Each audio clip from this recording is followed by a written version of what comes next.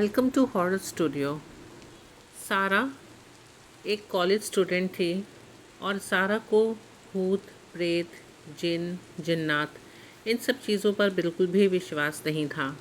जब कभी भी घर में इन चीज़ों का जिक्र होता था तो सारा हमेशा मुंह बनाकर वहाँ से चली जाया करती थी और यही कहती थी कि ये सारी चीज़ें बकवास होती हैं। आप लोग कहते हैं कि ये सब दुनिया में होती है लेकिन ऐसा कुछ भी नहीं है। उसकी माँ हमेशा उसे यही समझाती थी कि बेटा, अगर तुम्हें इन चीज़ों पर विश्वास नहीं है कोई बात नहीं, लेकिन तुम इन चीज़ों को उल्टा पुल्टा मत बोला करो। सारा कॉलेज में पढ़ने वाली लड़की थी और उन दिनों उसकी छुट्टी चल रही थी। तो सारा ने डिसाइड किया कि मैं अब अपनी नानी के घर जाऊंगी कुछ दिन के लिए। जैसे कि छुट्टियों में सब बच्चे अपने नानी के घर जाते हैं तो सारा भी अपनी नानी के घर पहुंची और वहाँ पे बड़े मज़े से अपने कज़न्स के साथ रहने लगी। एक दिन की बात है, जैसा कि अक्सर होता है कि नानी के घर पे जब सारे कज़न जमा होते हैं तो नानी बैठ कर के बहुत पुरानी पुरानी बात शुरू कर देती हैं। वैसे ही सारे कज़न्स में से एक कज़न ने कहा, नानी आप एक काम करिए ना, कोई भूत प्रेत की कहानी सुनाइए या कोई ऐसी सच्ची घटना जो आपके साथ बीती हो या आपने देखी हो। नानी कहने लगी, ऐसी तो कोई कहानी मुझे नहीं आती है, लेकिन हाँ, एक सच्ची घटना थी जो मेरे साथ हुई थी, वो मैं तुम्हें बता सकती हूँ। सारा गुस्से से खड़ी हो जाती है और कहती है, मुझे नहीं सुननी ये सब चीज़ कहानी। अगर ये कहानी अगर आप लोग को सुननी है तो मैं यहाँ से जा रही हूँ। नानी उससे समझाती है, बेटा तुम गुस्सा क्यों हो रही हो? मैं तो ऐसे ही कह रही थी क्योंकि सब यही सुनना चाहते हैं। नहीं नानी, मुझे नहीं सुननी है। सब कज़िन मिल कर के कहते, चलो सारा बैठो, ठीक है नानी, आप हमें कोई भूत की कहानी नहीं सुनाइए, आप अपने बचपन का कोई किस्सा सुनाइए। किस्सा सुनाते सुनाते काफ़ी देर हो जाती है और सब अपने कमरे में चले जाते हैं। दूसरे दिन जब सुबह होती है तो सब नाश्ते के टेबल पे बैठते हैं, लेकिन सारा वहाँ मौजूद नहीं रहती। सारा की मामी जब उसके कमरे में उसको उठाने के लिए जाती हैं तो सारा बहुत गुस्से में उनको जवाब देती है और कहती है कि मेरे कमरे से बाहर निकल जाओ, मुझे नहीं आना, मुझे तुम लोग के साथ नहीं बैठना। मामी को सारा का ये रवैया बिल्कुल भी सही नहीं लगता और वो बाहर आकर अपने सास यानी कि सारा की नानी से कहती हैं कि पता नहीं क्या हुआ है उसे, उसकी आंखें एकदम लाल हो रही हैं और वो काफ़ी गुस्से में है और मुझे बहुत बुरी तरीके से उसने कमरे से बाहर निकाल दिया। नानी को उसकी मामी की बातें कुछ अजीब सी लगी। उसने कहा, तुम रहने दो, मैं खुद सारा के कमरे में जाती हूँ और उसे बुला के लेकर आती हूँ। नानी जब सारा के कमरे में जाती हैं तो सारा तैयार बैठी हुई रहती है। नानी उसे आवाज़ लगाती हैं, सारा बेटा चलो नाश्ता करने, सब इंतज़ार कर रहे हैं। मुझे नहीं करना है नाश्ता, आप यहाँ से चले जाइए। क्यों आप लोग बार बार मुझे परेशान कर रहे हैं? मुझे अच्छा नहीं लग रहा है, बस मुझे किसी से भी बात नहीं करनी। नानी को कुछ अजीब लगती है सारा की ये बातें। वो कहते हैं ना कि जो बुज़ुर्ग होते हैं या पहले ज़माने के लोग होते हैं वो बातों से चीज़ों से चीज़ें परख लेते हैं। सारा की नानी को बात समझ में आ गई थी। सारा से वो कहती हैं कि बेटा एक काम करो, कल तुम अपने घर के लिए रवाना हो जाओ, मैं मामा को कह कर के तुम्हें घर भिजवा देती हूँ। यहाँ तुम्हारा रहना बिल्कुल भी ठीक नहीं। हाँ, मुझे यहाँ रहना भी नहीं है आप लोग के साथ, मुझे अच्छा नहीं लग रहा है, मुझे अपने घर जाना है। अजीब सी उल्टी पुल्टी बातें बोलकर सारा वहाँ से कमरे से बाहर चली जाती है। नानी को समझ में आ जाता है। सारा की मामी उसकी नानी से पूछती हैं, माँ जी इसे क्या हुआ है, ये क्यों ऐसा कर रही है? अरे कुछ नहीं बेटा, कम उम्र की लड़की है, थोड़ा चिड़चिड़ापन तो आ ही जाता है, कोई बात नहीं, ठीक हो जाएगी। नानी थोड़ी देर बाद सारा के कमरे में जाती हैं और उसे एक काला धागा देती हैं बांधने के लिए, जिसे सारा वहाँ पे उस वक्त बांध तो लेती है, लेकिन कमरे से बाहर जाते ही नानी की वो उस धागे को निकाल कर बाहर फेंक देती है। थोड़ी देर के बाद सारा जब कमरे से बाहर आती है तो वो एकदम नॉर्मल सा बिहेव करती है। नानी को समझ में आ जाता है कि शायद मैंने जो तावीज़ उसे दिया है दम करके वो उसे असर दिखा रही है, लेकिन नानी को ये पता ही नहीं था कि सारा तो उस तावीज़ को बाहर फेंक चुकी होती है।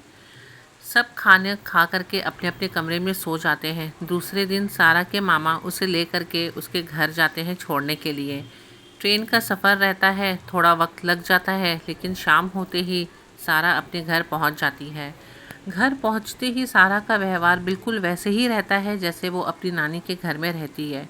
उसकी माँ उससे पूछती हैं, क्या बात है सारा, बड़ी उखड़ी उखड़ी सी लग रही हो, खामोश हो, किसी से बात भी नहीं कर रही हो, ना ही हमारे साथ बैठ के खाना खा रही हो। क्या बात है, अपने कमरे से बाहर निकलो, तुम्हारी कॉलेज भी शुरू होने वाली है। बस मुझे किसी से बात नहीं करनी है, आप लोग जाएं यहाँ से, क्यों आप लोग मुझे परेशान कर रहे हैं। सारा की माँ को भी ये बात कुछ अजीब सी लगी। सारा की माँ अपनी माँ को यानी कि सारा की नानी को फ़ोन करती हैं और उससे सारा के बारे में पूछती हैं। अम्मी, क्या बात है, वहाँ कुछ हुआ था क्या? क्यों बेटा, क्या हुआ? वो जब से आपके घर से आई है उसका मिजाज कुछ ठीक नहीं लग रहा। वो अजीब चुप चुप सी है, किसी से बात नहीं करती, खाती पीती भी नहीं, बस अपने कमरे में पड़ी रहती है। और यहाँ तक कि उसकी तो पढ़ाई में भी दिल नहीं लग रही।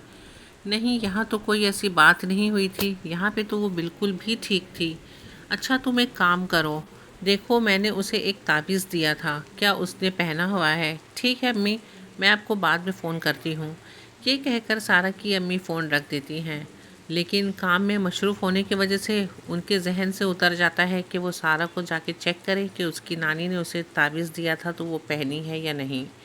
एक दो दिन ऐसे ही गुजर जाते हैं। सारा दिन ब दिन चिड़चिड़ी होती चली जाती है।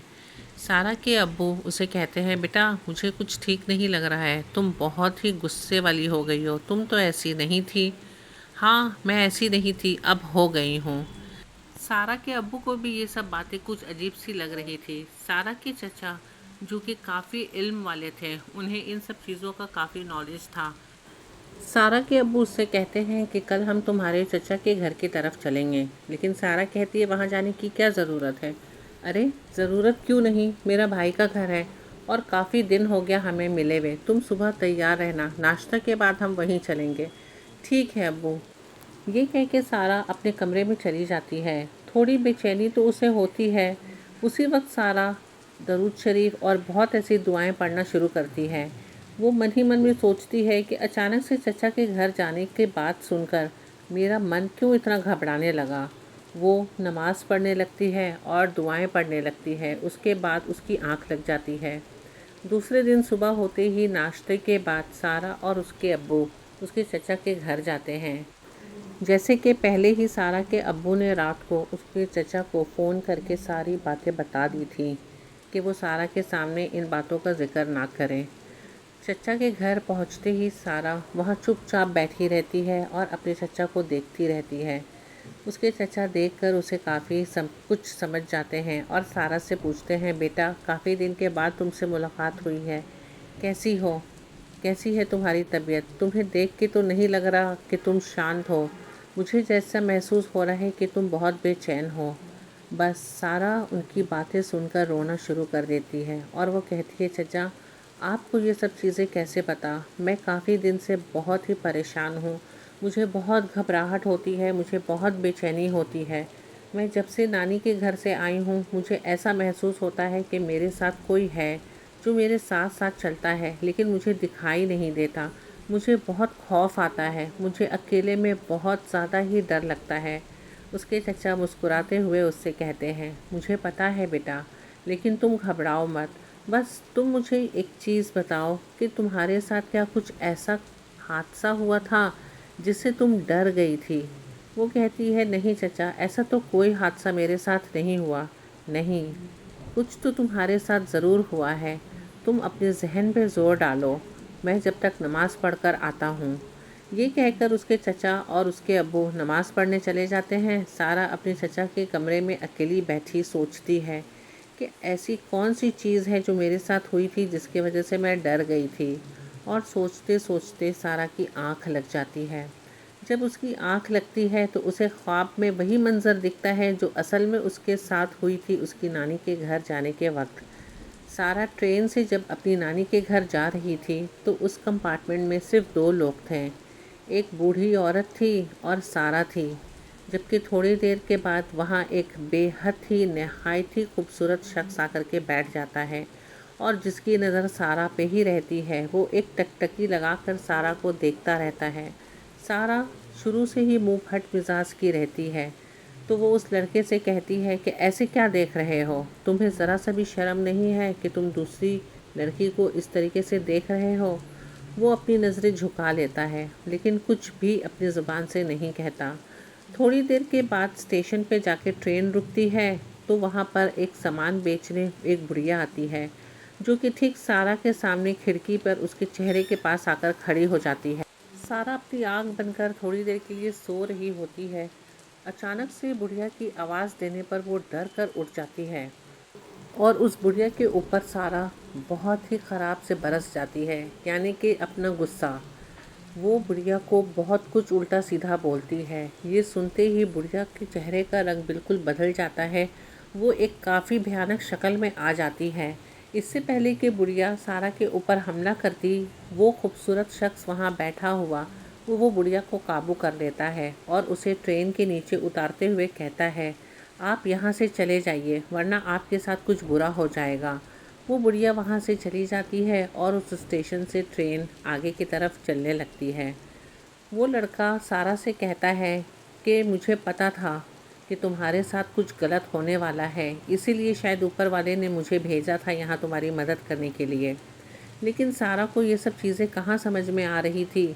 वो कुछ और ही मतलब निकाल रही थी इन चीज़ों का। वो जो नहीं भी सुनाने को उस लड़के को वो सुना देती है।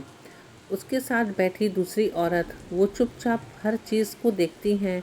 और जैसे कि मैंने आपसे पहले भी कहा कि पहले ज़माने के लोग इन सब चीज़ों को महसूस कर लिया करते थे, तो वो भी इन चीज़ों को महसूस कर रही थी कि यहाँ ट्रेन की इस कंपार्टमेंट में कुछ तो ऐसा है जो कि नहीं होना चाहिए।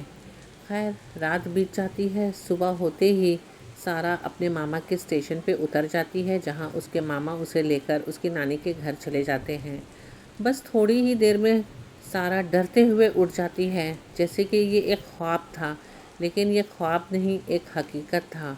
थोड़ी देर के बाद उसके चचा और अब्बू आते हैं, तो सारा उन्हें ये सारा मंज़र सुनाती है। तो बस यही कहानी थी कि सारा के चचा उसे कहते हैं कि बेटा, हमारे इस दुनिया में जो रूह होती है वो दो किस्म की होती है, एक अच्छी और एक बुरी। वो जो औरत थी वो एक शैतान थी जो कि गैर मुस्लिम थी, और जो लड़का जो तुम्हारे सामने बैठा मौजूद था वो एक मुस्लिम जिन था, जो कि तुम्हारा मदद करने के लिए वहाँ पहुँचा था। जैसे कि तुम हमेशा नमाज और दुआएं करती रहती हो, इसीलिए तुम्हारे गैप से मदद हुई है और तुम्हारी जान बच गई। ये बात तो ठीक है चचा, लेकिन मैं हमेशा किसी को अपने साथ महसूस करती हूँ, तो क्या वो लड़का अभी भी मेरे साथ मौजूद है? हाँ, वो लड़का अभी भी तुम्हारे साथ मौजूद है और मैं उसे तुम्हारे सामने अभी हाजिर करूँगा।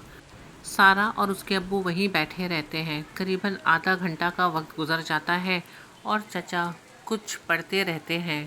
थोड़ी ही देर में वहाँ माहौल अजीब धुआं सा हो जाता है और वो लड़का ठीक सारा के सामने आकर बैठ जाता है। सारा उसे देखकर काफ़ी डर जाती है और वो कहती है, तुम कौन हो और तुम क्यों मेरा पीछा कर रहे हो? क्या चाहते हो तुम मुझसे? मैं हमेशा तुम्हारी मौजूदगी महसूस करती हूँ। आप घबराइए नहीं, मैं आपको कोई नुकसान नहीं करूँगा। मैं तो बस वहाँ से गुज़र रहा था और आप मुझे बहुत अच्छी लगीं। हमारे माशरे में जिन्नात और इंसान की मेल नहीं हो सकती, इसीलिए मेरे जो बड़े बुज़ुर्ग हैं उन्होंने मुझे सख्ती से मना किया था कि मैं सिर्फ़ आपकी मदद कर सकता हूँ, बाकी उससे ज़्यादा और कुछ भी नहीं। तो मैं बस हर वक्त आपकी मदद करने के लिए ही यहाँ पे मौजूद हूँ। चचा उससे कहते हैं कि तुम बहुत अच्छे रूह हो और बहुत अच्छे जन्नात हो, मैं तुमसे बहुत खुश हूँ। लेकिन अब तुम एक काम करो कि तुम इस बच्ची का पीछा छोड़ दो, उसे तुम्हारी कोई ज़रूरत नहीं, तुम अपने दुनिया में वापस लौट जाओ। जैसे कि वो पहले ही बता चुका था कि वो एक अच्छा मुसलमान जिन था, तो वो सारा से कहता है कि मैं अब आपको बिल्कुल भी तंग नहीं करूँगा, लेकिन आपको भी मुझसे एक वादा करना होगा कि अगर आप कभी भी ज़िंदगी में कोई भी परेशानी में रहें तो आप 3 बार मेरा नाम लीजिएगा, बस मैं आपके सामने हाजिर हो जाऊंगा। सारा उससे वादा करती है और वो वहाँ से गायब हो जाता है। लेकिन सारा अपने चचा से एक सवाल करती है कि चचा, लेकिन उसने तो नाम ही नहीं बताया। तो उसके चचा मुस्कुराते हैं और उसे कहते हैं कि उसका नाम ज़ुबैर था। मैं उसे जानता हूँ, ये एक बहुत बड़े किबले का जिन का बेटा है। तो ये लोग बहुत ही वफ़ादार होते हैं। थोड़ी देर के बाद सारा को काफ़ी हल्का महसूस होता है और उसकी मिजाज भी बहुत अच्छी हो जाती है। सारा के चचा उसे एक तावीज़ देते हैं और उसे कहते हैं कि बेटा ये तुम्हें हमेशा बांध के रखनी होगी। फिर सारा वहाँ से खुशी खुशी अपने घर चली जाती है। दिन बीतता चला जाता है और फिर सारा वही अपनी खुश मिजाज ज़िंदगी में वापस अपनी रोज़मर्रा की ज़िंदगी में बिज़ी हो जाती है।